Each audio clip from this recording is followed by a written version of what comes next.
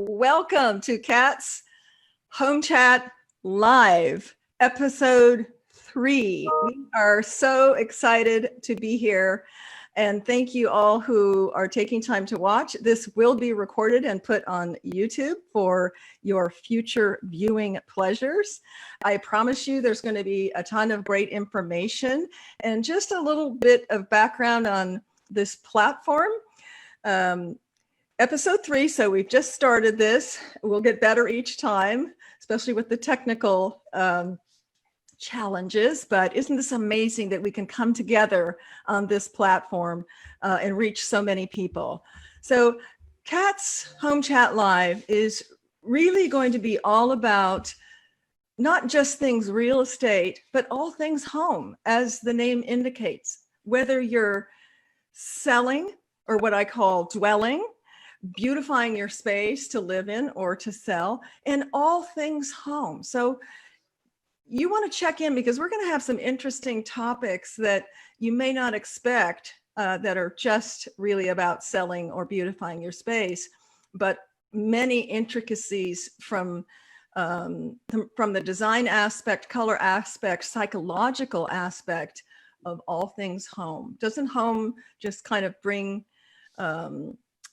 a warm and fuzzy and psychological feeling to you? One of my favorite movies, and I believe I just heard that it's the all-time most viewed movie, The Wizard of Oz. There's no place like home. Gee, I wish I would have named it this. There's no place like home. Well, anyway. That would have been an amazing name, Kat. What's that?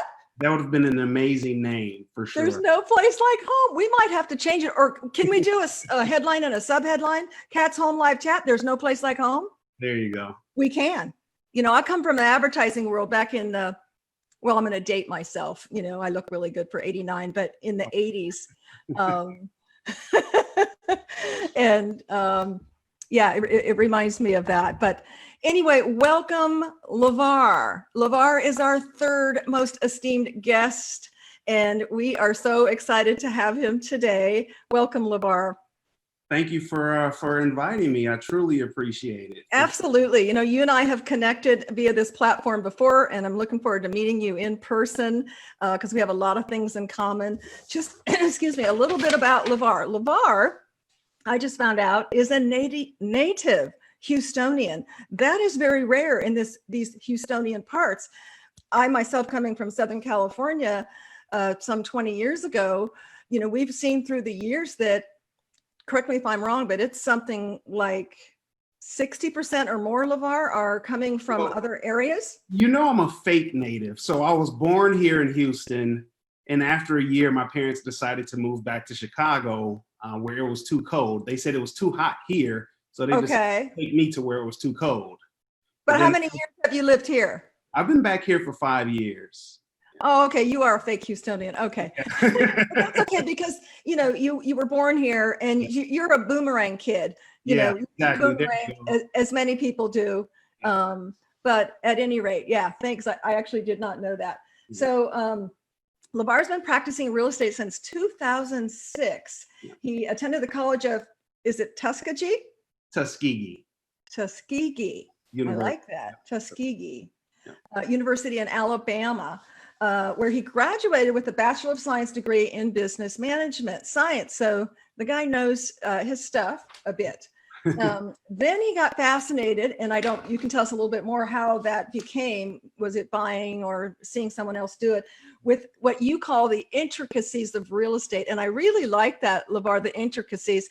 You know, I come in one of my many careers in my 89 years was telecom.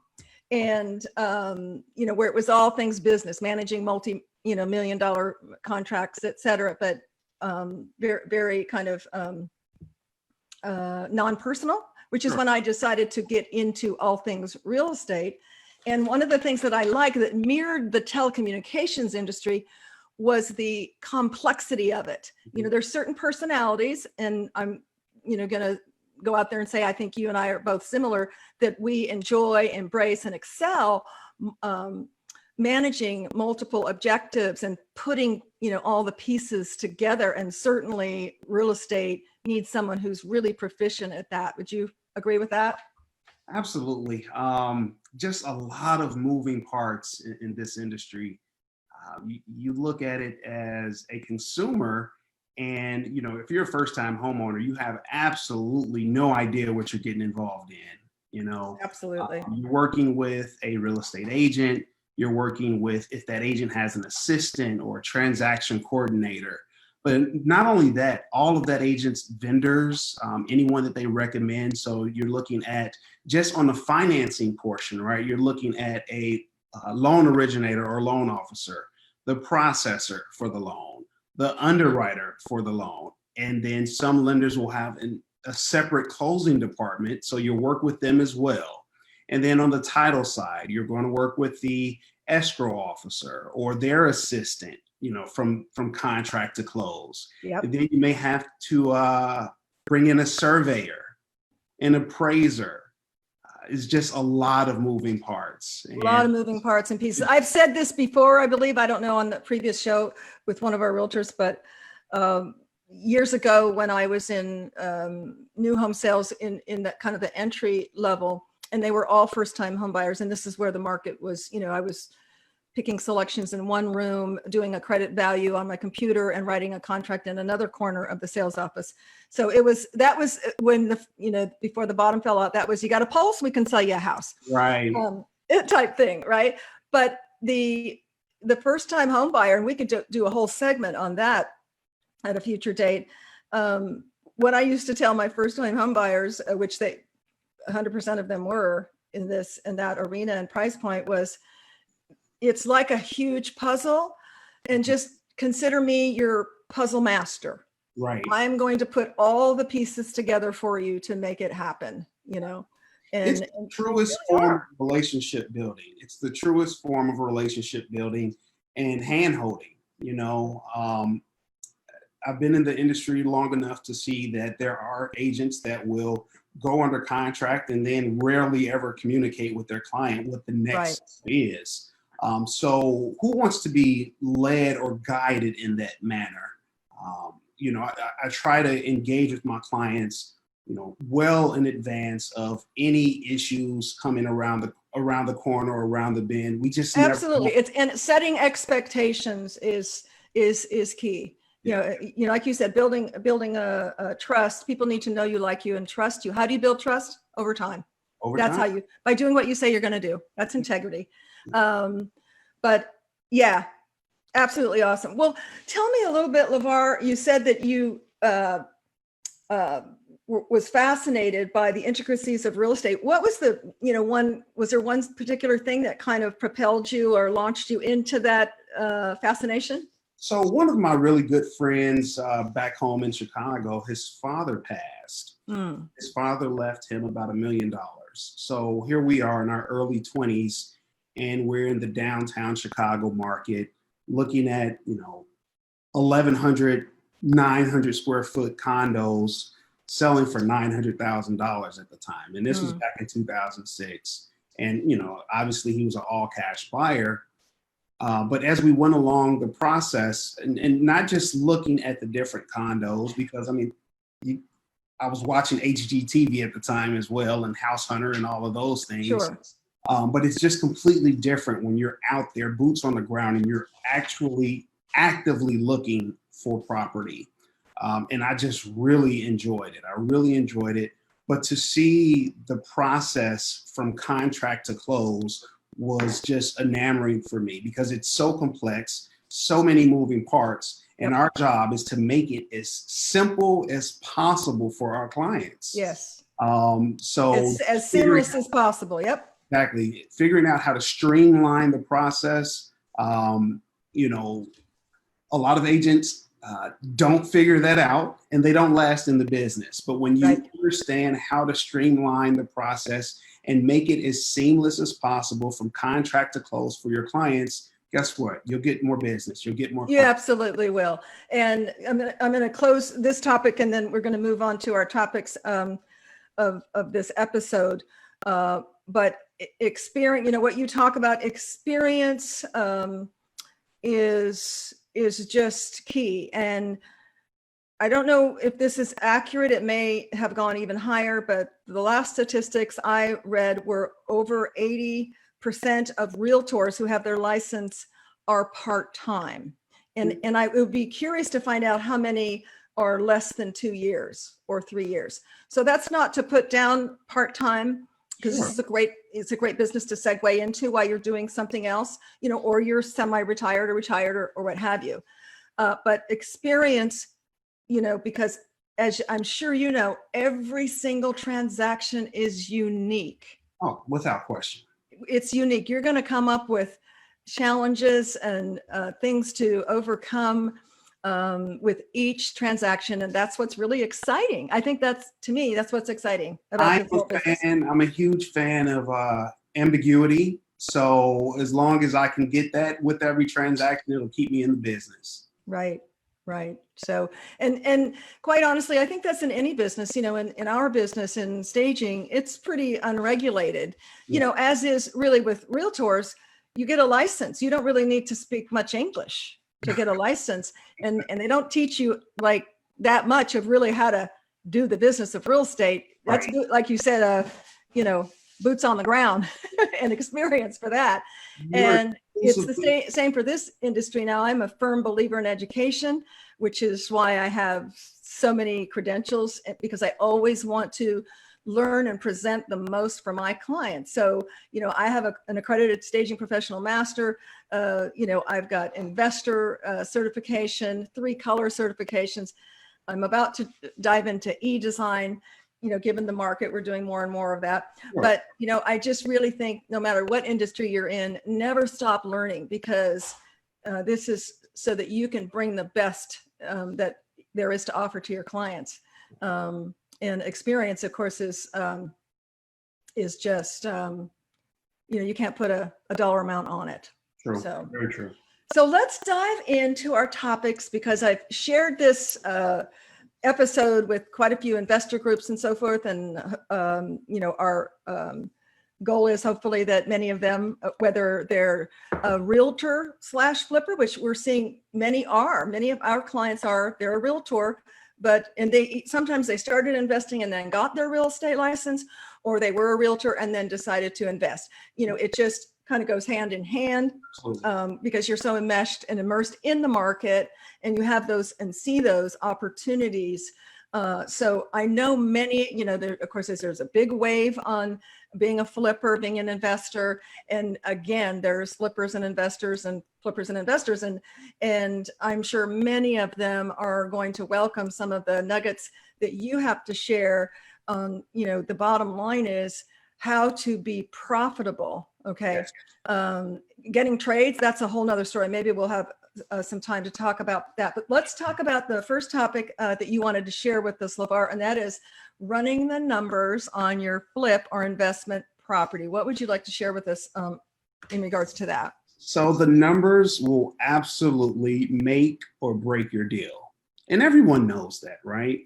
We've all heard you win your investment on the buy, not on the sell, right? So ultimately what that means is the first number that we know as an investor, or at least as a flipper, the first number that we should know is the after repair value of a property. So if we're looking at a distressed property and we're trying to figure out, do we want to buy it? And let's just use a arbitrary, easy math number of $100,000, okay? The way it works is a good deal, and in Houston, this is actually a phenomenal deal. It's considered a 70% deal. What that number signifies is the amount in relation to your after repair value. So if the after repair value is $100,000, we should be all in at $70,000 or less. Gotcha. And when I say all in, that's the acquisition cost, so the purchase price plus the repairs.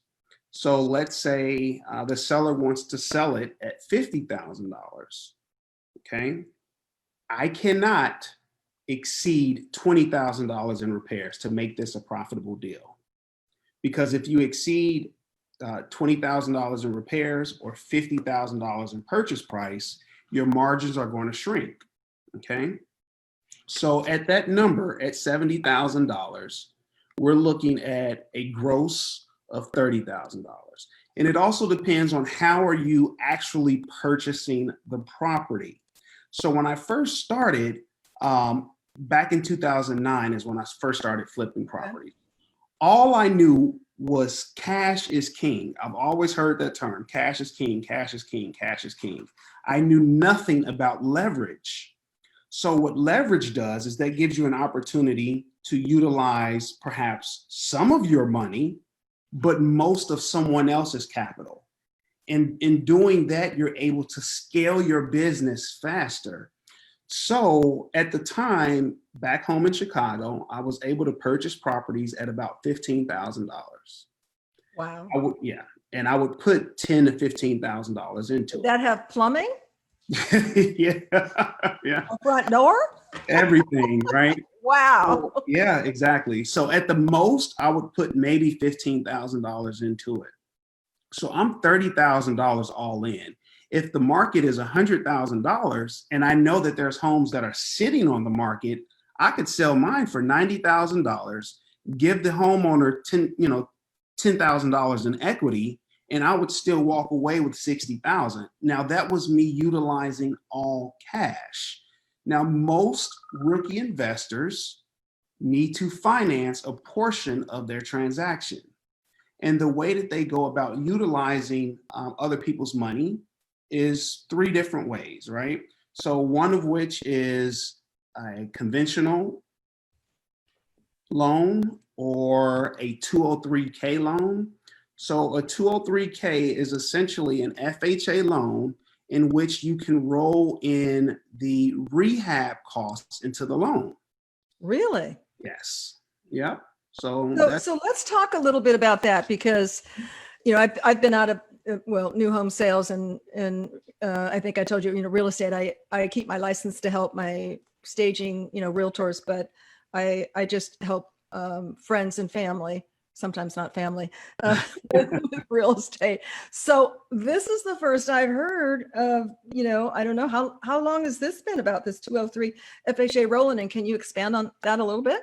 Yeah. So if the homeowner, if the person is going to actually live in the home, right? And this typically works for a multifamily. So let's call it a duplex, right? Okay. So a person is looking at purchasing a duplex that is distressed. Mm-hmm.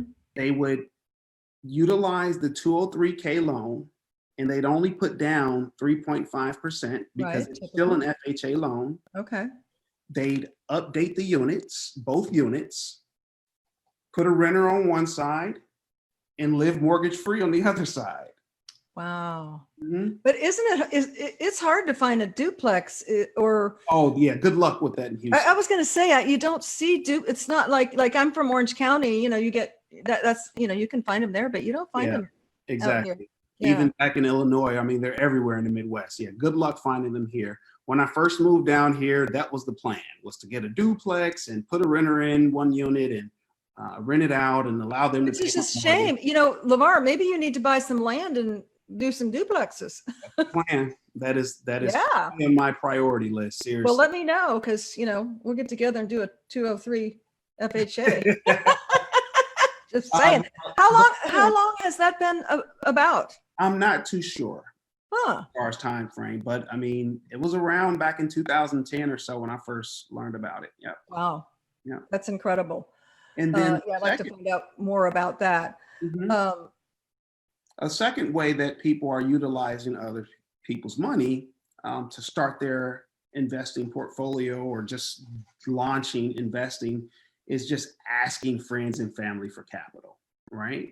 So that's utilizing other people's money. If their money is sitting somewhere and only earning 1% or 4% or 5%, maybe you can offer them 6 or 7% on their capital. Okay. Right? I like that. That's, that's a little softer, low hanging fruit. Exactly.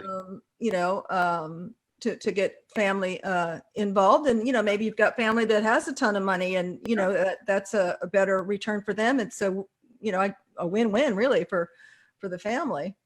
And then for the people that don't have a rich uncle, there's hard money. That was going to be my next question, to talk about that hard money. So what I like to do is kind of talk about the numbers and hard money together, Okay. because there's different forms of how you can procure this hard money. So what hard money is, essentially, it is a high interest, right? So it's well above the standard interest rate, which is Right. fine. So it's a high interest, typically interest only payment, okay, over a short term, and it's asset based. So it's not really based on the borrower. It's not based on their income. It's not based on their credit score. Most hard money lenders want to see that it is, in fact, a 70% deal, which I discussed. And there are some lenders that will lend 90% of both the repairs and the purchase price. So you're only bringing 10% to the table to make the transaction work, right? Now, with that comes a caveat. The caveat is... There's always a caveat. Exactly. So here's a couple tips, right? So first and foremost, you want to make sure that the lender actually specializes in hard money loans, because you don't want them to underwrite you as if you're borrowing to purchase a home that you're going to live in. So you want them to specialize, one, in hard money. Two, you want to make sure that they're relatively local, right? Because if they're local, they know the area, they know the market at a more intimate level than, you know, if I'm here in Houston and I want to borrow money and I'm reaching out to a hard money lender in Nevada. That just doesn't make much sense. And what you'll see is most reputable hard money lenders, they lend within a radius, right? Whether it's that specific state or that county or that area. Maybe they only exclusively rent in the Southwest or the Midwest or the Northeast, right? And that's what you want. You want someone that specializes in your specific market. Now, as an investor, you need to know how much capital you want to borrow. You never overextend yourself, okay? Plenty of reasons why, but one of the reasons is if you have capital to put into the game, go ahead and do that, because you'll be paying interest on money that you didn't need to borrow. And what that does is that'll shrink your margin. And we're all in this for margin. That's where we make our profit. Okay? And then one of the most important things is you want to know how quickly your hard money lender can fund. If you notice, I said nothing about interest rate because it doesn't matter. I'll pay 12% gladly for 2 months on a deal in which I know that I'll make $40,000 at the closing table. So you want to ensure that they can close within, or fund, not just close, but actually fund your transaction within a week or 2 weeks, because after all, there are a lot of cash buyers and you're competing with cash offers. And the only way to compete with cash offers is hard money lenders that will fund your deals quickly. And then of course you want to vet them as well. So that's what I was going to mention. So let's talk about vetting them, especially, you know, let's say for your novice or new flippers or investors. What would you say is the best, you know, what's the best advice you would give to vet? You know, we talked about, of course, local and some of the things that they provide, but how would you say the best way to vet them? Real estate is a team sport. No matter how you look at it, you need to know other real estate investors. There's plenty of opportunity for everyone. So word of mouth is massive. Is huge in this business. I think in most businesses, but absolutely, because of the complexity of real estate, you know, and investing, absolutely. You want someone who's experienced it turnkey from beginning to end. Exactly. Let me ask you, I'm just going to play devil's advocate here. I've never flipped before.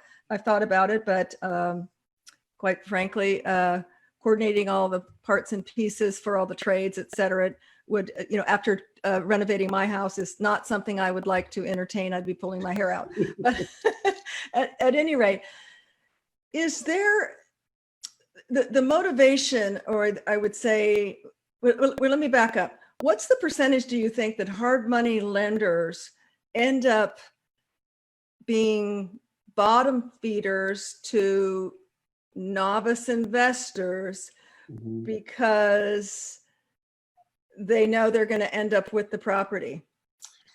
Okay, so about that, that's the other reason you want lenders that are specializing in this. Because if you have a lender that's specializing in this, they have no intentions, like they don't want to foreclose on your property. Okay. They don't want you to get into a bad deal. Okay. So one, you need to self-educate yourself when you're running numbers. You need to know what a good deal looks like. You need to know what a bad deal looks like, and you need not be emotional.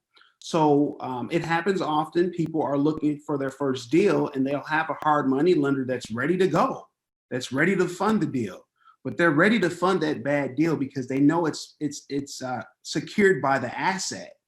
And if it's secured by the asset, and you're in a 6-month term, and this property has been on the market for 6 months, and you're not getting any traction, that means the hard money lender, one, they funded a bad deal, which they may be okay with. And you may come back to them and say, hey, can I have an extension for another 3 months? And they'll give you that.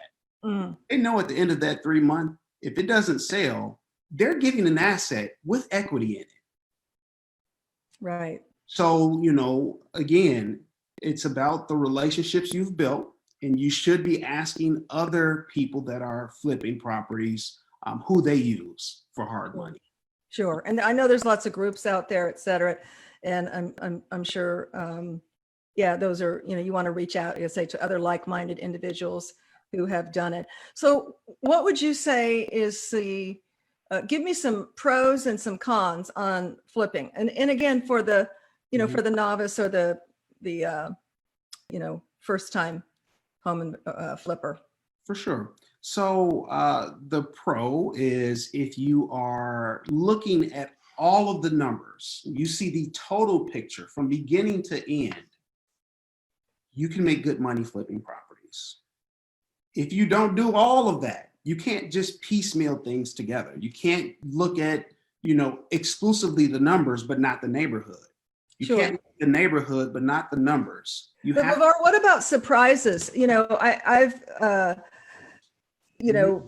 done projects for some of my investors that, quite honestly, they had some major surprises that came up, and we're talking huge expenses. Obviously, that's going to be dipping into, and these were not novices, dipping into their profit margins. Surprises will happen more often than not. The people that I see that get surprised are usually flipping 10, 15 plus properties per year. Yeah. And what will happen is they need to continue to run their business. They need to continue to be in a home. So they may place bids on homes and may not do an inspection or may not have an option period in which they can do their true due diligence. And that's when those surprises come into play. Where it's super competitive, and maybe it's they have to buy it sight unseen. Some of those are, which is still fine. Like for instance, for me, I just went under contract on a house 2 days ago. Congratulations. Thank you. I appreciate it. It's super competitive area and price range. I submitted an offer without a due diligence period. However, I'm still going to pay $500 for an inspection. Absolutely. And some people just don't do that. They don't feel they need to, or for whatever reason. I do that on all my deals, whether it's off of the MLS, whether it's from a wholesaler, whether I'm dealing directly with the seller, it doesn't matter. I'll still pay for the inspection. Sure. You want to know what you're getting into. You want to mitigate for project planning. You want to mitigate any issues and pop-ups. Oh goodness, they're a drainer. They will drain your money, your time, all of that. Yeah. Absolutely. Yeah, that's very smart that you do that. Yeah. I'm sure that mitigates a lot of the financial resources, et cetera, surprises, so that you can bring it home and keep it as profitable as possible. Because also then that lets you I would think, when you're looking at the puts and takes, okay, we've got some technical improvements here. I'm not going to go as high end on the finishes. Right. It helps you, again, putting all those pieces together to still stay in that profit zone. Exactly. Awesome. Exactly. And you always want to count, you always want to have a buffer. So let's say I'm doing a $50,000 repair job. Then I want to have a buffer of at least $5,000. That's 10% of my project. Sure. I should be able to either pocket that money at the end of my project, or put it towards smaller things as things pop up. Sure. Sure. Awesome. So let's talk about my favorite subject that you had put on your topic suggestion, and that is why budgeting for staging is so important to flips. And I'm going to preface that a little bit to say that, obviously in my business, we're in what we call investor friendly. What does that mean? Well, it means that we work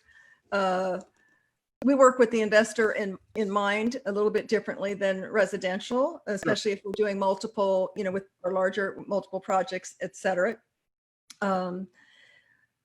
But what I've run across, in my going on 6 years that we've had staging, is that folks will call me up and, want to get a quote and have sticker shock. I mean, I literally had a lady last year. She's like, "Oh, wow, I found a lady, or, I found somebody who could do it for $1,000 less." And I said, "Well, I can't do that and still stay in business." She says, "Oh, I know it's not going to be the quality of what you do, but I just don't have a budget for more. I'll definitely call you next time," which she did. So I'm going to let you segue into that. That's a big mistake that I see new investors make, is they don't make a line item for staging.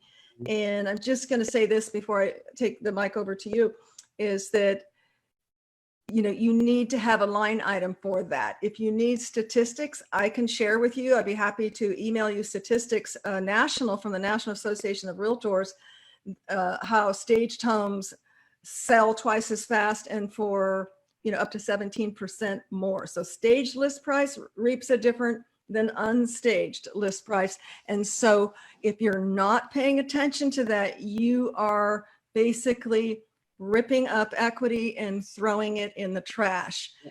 If you take the lazy way out and you just do a price reduction is just a big fat loss. Staging, however, is a marketing write-off, according to section number 523. So it's a write-off for your investment. So that's my little 2 cents. Lavar, you've got the floor. I mean, first things first, it's about aesthetics. Someone walks into a home and it's an empty home. The home may be amazing, but what if there's other amazing homes on the market in that same neighborhood, in that same competition? Yep. Exactly. And those homes are staged, or one of them is staged. More often than not, the one that's staged will sell first. Yep. I mean, it's just aesthetics. It's human dynamic. We are human beings with emotions and feelings, and there's no emotion in an empty house. Right. Not only that, you investors and flippers out there, here's a key thing that investors are finding out. If you have it vacant, that gives the potential buyers really an eyeball into looking at every single flaw. And there's flaws in every home, but when there's no emotion and there's no warmth, they're looking at every drawer, every crack, every, whether it's an older home or newer home, they're looking at everything because they have nothing else to look at. Would you agree? Absolutely. Yeah. Bingo. So think about it this way, right? You and I both worked in new home sales, right? Yep. You walk into a new home, it's a model home that is staged. Yep. I mean, there's no difference in me as a builder. I mean, as a flipper, I should have the same mindset and mentality of a builder or a developer, which is I'm going to sell this home and I'm going to sell the family on how they can live in this home. How they can live. You're going to show them how they can live. Yep. Mhm. And that's what staging does. Absolutely. I am completely okay with, and for me personally, it's worked. I mean, on average, my homes sell in 6 days. My Nice. flips sell in 6 days. Now, a part of marketing is buying it right so I can price it right, Yep. right? And then And that's key that you mentioned that the two most important factors in selling a home is price and staging of which we feel is the most important. Mhm. But you hit the nail on the head on that. I can have my team stage a home that looks like a gorgeous model home, but if it's not priced right, people aren't going to overpay. There you go. Exactly. You know, Exactly. sometimes they will if they just don't have, but more than likely they're not. But you marry those two together and you have a winning combination. So let's talk about, Lavar, what is a percentage or how do you formulate how much to budget when you're doing your numbers for staging? Is that based on square feet? Is it based on what you've done before? So the way that I do it is essentially based on specific rooms. So any good stager will have multiple packages where you can do the entire home, you can stage the entire home, or you can stage specific rooms or areas. If there's funky layout, you know, a stager should be able to say, okay, this is an oversized living room. How do we section this off? Right. Right. But for me, I stage the kitchen, the master, the living room, and the master bathroom or primary bathroom, because those are the areas in which, one, the decision makers, the people that are paying for the home, those are the areas that they'll spend majority of their time in. Absolutely. And a lot of that has to do with the square feet. I don't know what size square feet your projects are.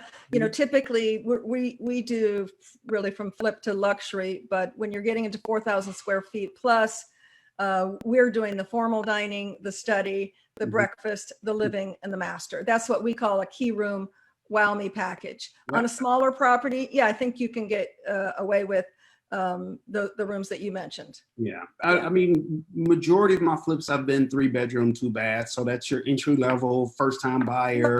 Right. And I think that's perfect. That's perfect. What you mentioned is a 3 key room package, a 3 key room. Absolutely. But I mean, it makes a world of difference. I mean, I've been in circumstances where the house right across the street looked a little bit better than mine, frankly, you know, but mine would sell first every time. Absolutely. Absolutely. And, you know, I think people are starting to snap to that. What they have to realize, whether you're an investor out there or a home seller, your property is in a competition. You need to take off your hat of living there and the memories and what you like. It's not about what you like. It's what the majority of the people are going to like. And, you know, I had a lady call me last year, in fact, and she was a realtor, and she said, you know, no, I've never staged before, but I've got this listing in whatever area it was, and every home is staged. I've got, you know, she was in a panic. You know, she was afraid she was going to lose the listing. Yeah. Because quite honestly, she didn't do the best thing for her client. She didn't offer staging. It's different if you offer it and they say no. Yeah. And then later they change their mind. That's okay. It's never too late. It's better up front, but it's never too late. Let's get you on board. But your house is now a product and it's in a competition. You know, it's like packaging in a store. You know, this is why companies spend so much on marketing and packaging. It needs to look right, smell right, be priced right. Everything is relative. Yep. Everything. Yeah. Absolutely. Absolutely. So we are at about 10 till the hour. I cannot see Facebook. I don't know where my proctor is, but we're going to open up for questions for a few minutes. And then we want to keep a couple minutes left to give contact information for Lavar. Okay. So Jeff, if you're listening, can you post that we're looking for questions and maybe text me with the questions? I don't know, because I can't see Facebook here. I used to be able, and if I turn on Facebook, I'm going to get feedback. So that's okay. I actually have it on my oh, okay. Awesome. phone, trying to see if anyone And you're not getting feedback. Good. Okay. Maybe because I'm the host, I get feedback when I do it. Everyone is saying hi. Hi, everybody. That's funny. Yeah. Okay, how is the current market to get a loan with a low FICO? Well, unfortunately, when COVID hit, things changed in a drastic manner. Our interest rates did drop. However, lending requirements did constrict quite a bit, to the tune where even Chase Bank required a 700 credit score and 20% down payment. Now, of course, that's not the case across the board. However, lending requirements have been changing quite frequently. So it just depends on what your goals are as far as your FICO score and what your score looks like. I do have preferred lenders that I would be more than happy to connect you with, Jeff. So, Lavar, on that, can you just piggyback on that? I've heard from some of my other realtor partners that although the interest rates are really low, they're stricter on being able or being required to have that not qual, but pre-approval where they've checked income, they've checked, their debt to income and their employment, et cetera. Is that correct? So the difference is the pre-qualification, pre-approval. Pre-qualification is, I mean, it's not worth much. The pre-approval means that the loan originator actually looked at your income, actually looked at where the income is coming from, your W-2 or your 1099, your tax returns, as well as your assets. Right. So I understand the difference between the two. My question specifically, Lavar, for you and maybe for our viewers is, I've been heard that given the current situation with unemployment, furlough, et cetera, that they are requiring to have a pre-approval, not a pre-qual, because we know pre-qual. So sellers, if they're looking at offers and the offer is accompanied with a pre-qualification letter and the other offer is accompanied with a pre-approval letter, exactly, the pre-approval looks a lot stronger. Absolutely. Exactly. Okay, great. And we do know, and I'm sure you're running across that. I've got realtor partners who even in the $500,000-$600,000 range, we're seeing, there's a thawing out in the industry. And so we're getting multiple offers and having to go above list. So you definitely want to stack the odds in your favor. We haven't solidified it, but I believe we're going to have a finance guru on next Friday. So if you want to dive deep into that, find out what to do, not to do, et cetera, and how to stack the odds in your favor, tune in next Friday for that. Somebody was asking, what about debt to income ratio? Is that a huge factor? It's still a factor, Jeff. That won't change anytime soon. And that's because it tells the lender, it paints a picture for the lender on how you manage your debt in relation to the income that you currently make. So that won't change anytime soon. Okay. Yeah. Okay. So you got to have a JOB, huh? For the most part.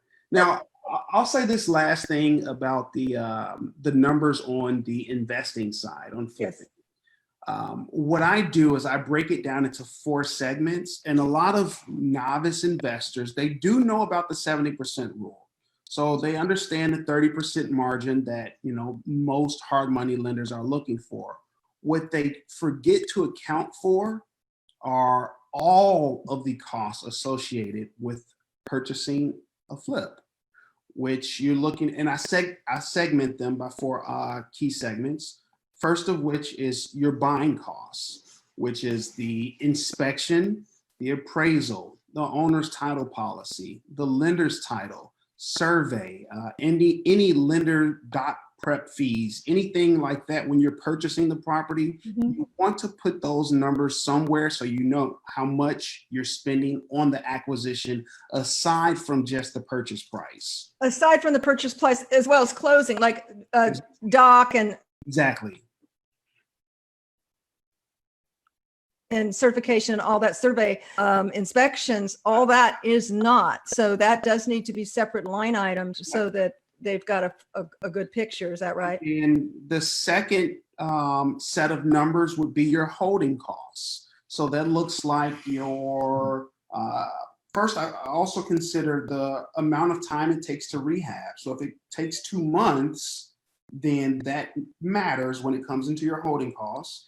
And if the other homes on the market in their price range are sitting on the market for 30 days, that's another month. So you're 3 months. Okay, that's a huge one, Lavar, because that's your carrying costs. Okay, and I like to punctuate that because really, whether it's a flip or it's a regular home, you know, we accentuate that to our clients in that, you know, with staging, you know, from my world, you're going to not only statistics say you're going to reap more money, but you've got to add in those carrying costs. Absolutely. But you know, the longer it sits, those DOM, days on market, you know, just sitting, clicking, sitting, ching, ching, ching. And again, your equity's thrown out the window. So yeah, carrying costs, that's a great point. And then you're looking at of course, your selling costs. So everyone knows about that. So if you're not an agent and you're going to hire an agent, you're looking at 6%. So 3% to the seller's agent, 3% to the buyer's agent, right? So most investors, newer investors understand that. But the most important thing that people forget are your financing costs. So how much does this money cost me to actually borrow? So not just your interest rate, but the actual origination that you're paying up front at the closing table. It's not an origination like if you're purchasing a owner-occupied dwelling. It's typically 2 to 4%. Even though you'll only have the money for a short term, you're still paying for the origination 2 to 4%. Okay, can you elaborate that on a little bit more? What is that 2 to 4% for? So typically, if you are looking at an owner-occupied property, it's about 1% origination. So that's the cost of actually borrowing that capital. Ah, okay. That's how is that even from a hard money lender that low? Well, it's 2 to 4%. That's actually high. Oh. Or hard money lender is going to be higher than a traditional lender or bank. So traditionally, it's about 1% or less. So then with hard money, you're looking at 2 to 4%. And people just completely forget about that number. Ah. And they don't factor all of this into their numbers until, you know, they're at the closing table about to sell it. And they're like, wait, hold on. I'm only making the money that I put down as my down payment back. Huge. So if you're listening this, you know, marinate in that and make sure you add that so you don't come out in the hole after it's all said and done. Exactly. Awesome. Great information. I could chat with you much longer, but we want to stay close to our time. We've got about 3 minutes. And before I give your information, tell the folks, I know you do residential, you do flip. Tell the folks who are watching this, who would be your ideal client that you'd like to work with next week? So I absolutely enjoy working with first-time homeowners. And that's I got an idea that you did. I do. I truly do. One of the reasons is to shift your mind from a renter mindset to ownership. I mean, that could be a huge shift. Yes. And it's almost like teaching someone. You should not be a teacher if you're there just for the paycheck. You know, and that's kind of how I look at it. That's awesome. You know, Harden, I think we need to do an episode in the future and maybe bring on several other folks as well, but have basically a Facebook Live short workshop, we could keep it to an hour on first time home buying. I think that would be so valuable, the dream of home ownership, and take away that mystery and help some folks realize that dream. What do you think? I'm all for it. And then Awesome. Of course the other would be your novice real estate investors. I don't claim to know everything, but the things that I do know, I love to share. Absolutely. So tell us, I believe I saw something on Facebook or Instagram that you are going to be doing, and correct me if I'm wrong, a workshop for investors, for some investors? Correct. Okay. And can you tell us when that's going to be and how people can find out about that? So you have to follow me on social. Where can they find you on Instagram? Instagram, it's Lavar, Lavar, Harden _ realtor. Okay. And that'll all be in the YouTube, but it's Lavar _ Harden, HARDEN _ realtor. So follow him there, and that's where you'll get that information. That's it. Awesome. And on that note, please, folks, follow me on Instagram. I'm at tadabykat, tadabykat.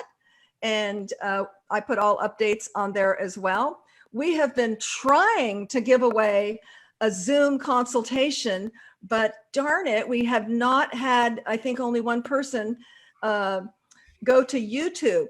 So if you'd like to win a consultation, this is valued at $195. I charge $350 if I have to put my bra on. So got one on today. But this is $195 value. It can be for design or for getting your property ready to sell. You must go to my YouTube channel, subscribe, like, and smash the bell so that you'll be reminded when we have new content. When you do that, one further step, shoot me a message on Facebook, Instagram, I'm all over the place, and just say, hey, here's the date and the time that I subscribed. I will then comprise a list, and then we're going to have Siri pick a winner. But we need 10 people before we're going to do that contest. So help us do that. Tadabykat, YouTube, subscribe, like, and smash the bell so you can get notified. So with that, and we do all things real estate in terms of staging. So whether you're looking to beautify your space at home or beautify your space to sell, our team can help you with that. And Lavar, do you have any final things you'd like to share on your contact information or anything? And then again, Instagram would be the easiest way to keep in touch with me. Lavar Harden _ realtor. YouTube, just search Lavar Harden. Facebook, Lavar Harden. We're both all over. You can find Harden. If you can't find him, contact me, vice versa. And I'm sure we'll be bringing him back. And again, if you're watching this and you want to see not that we're going to cut anything out, we just add banners and typeset both of our information on YouTube. It will, in the next probably 3 days, my proctor, business partner, and love of my life for the last 22 years, Jeff Wong, will be doing that for us, and I'll send you a copy too. Thank you so much for joining us. Tune in on Tuesday for Kat's Tuesday Tips live, where anything can happen. And this is what, Friday? Have a fabulous weekend, and don't forget to pay it forward with positivity. And Lavar, I'm giving you a golden thumbs up for this episode 3. I'll take it. Thank you so much. Namaste. Have a great weekend. Bye.